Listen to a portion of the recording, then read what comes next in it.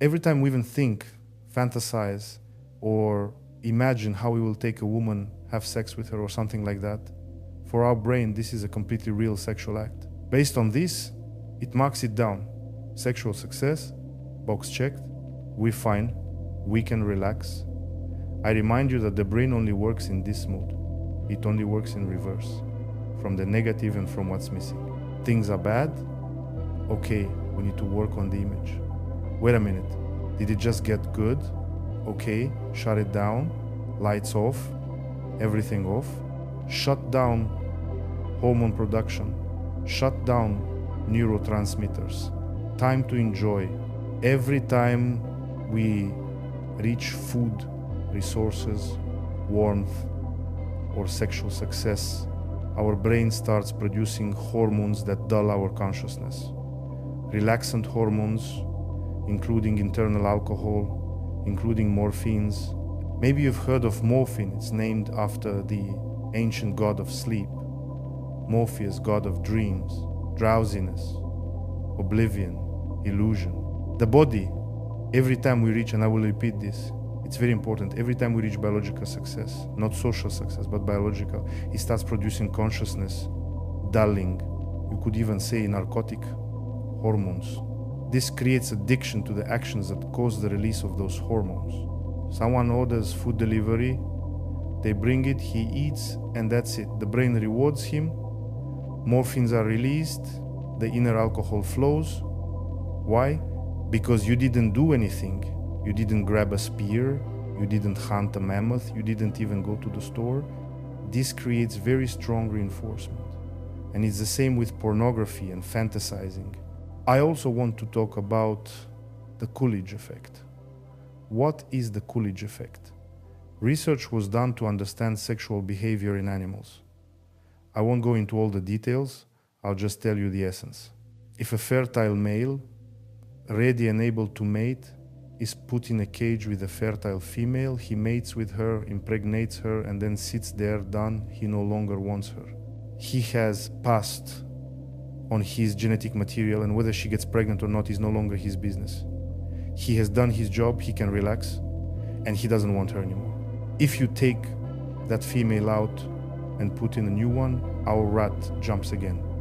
Then he doesn't want her either.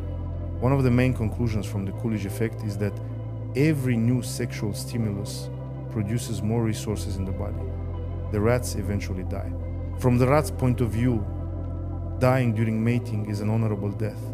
He goes to Rat Valhalla because the biological purpose has been fulfilled. Genetic material has been passed on.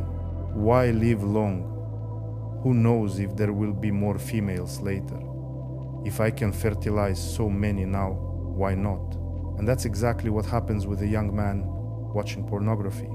He watches one video, gets aroused, releases tension, and sits.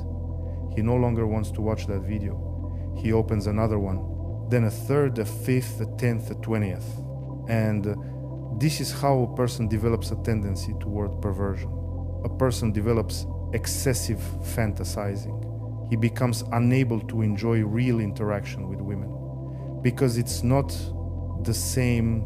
There in porn, there's someone with a huge chest, with a tail, with something completely unnatural, and here in real life there's just a normal girl. That's why the practice of sexual abstinence is one of the most powerful tools to keep your brain sharp, to stay hungry, to keep your consciousness focused.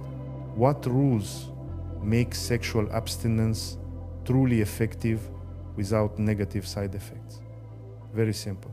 First and most important, when a person goes into abstinence, their testosterone concentration in the blood starts to rise. If that person has a high rate of aromatization into the female sex hormone estradiol, then all that built up testosterone will convert into estradiol. The person will just feel lust, but where is the desire to hunt, to achieve goals? We need to lower aromatization. So we use all the methods I've talked about earlier that reduce estradiol and aromatization. While on full abstinence, you must keep aromatization under control. That's the first rule. Second, because your sexual system isn't used to this mode, it's used to being active all the time, producing its resource all the time, it will keep doing this by inertia. You just have to endure it. For 3, 4, at most 5 weeks, you will have this strong desire. I want it. I want porn. I want to fantasize, maybe have sex. This must simply be endured, and it will pass. The body has its own homeostasis, its own plan. For years, let's say, we've been producing ejaculate every day, 3 times a day, and suddenly a person stops this process abruptly. For the body, this is a system error that must be fixed. How does it try to fix it? It adds more resources, saying, let's produce even more. If you can endure those 3 to 5 weeks, the body understands that the conditions have changed. It's like the dollar exchange rate. It was 30, it became 60, shock at first. Then after a while you get used to it and stop thinking about it. Same thing here, you just need time to reset. Third important point. This may cause blood congestion in the pelvic area because blood flows there but doesn't drain.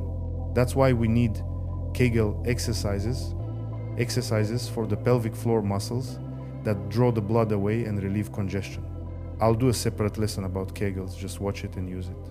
For those trying abstinence for the first time, I also recommend hot baths. They help eliminate congestion. If a man abstains, stops fantasizing, reduces aromatization, stops watching pornography, and doesn't allow blood congestion, this kind of sexual abstinence can turn a beaten down, weak, confused man into a much more confident person in just 3-6 weeks. Because confidence, goal setting, and the ability to work productively all depend on how much a person feels he is in unfavorable conditions. Even the most timid, nerdy guy, when cornered, will fight like a Norse berserker because there's nowhere to retreat. And this is exactly what we do to our brain and body. With abstinence, we push them into a corner. We let them know our dominance and our success are so low that we must urgently change something. We must deploy all our resources.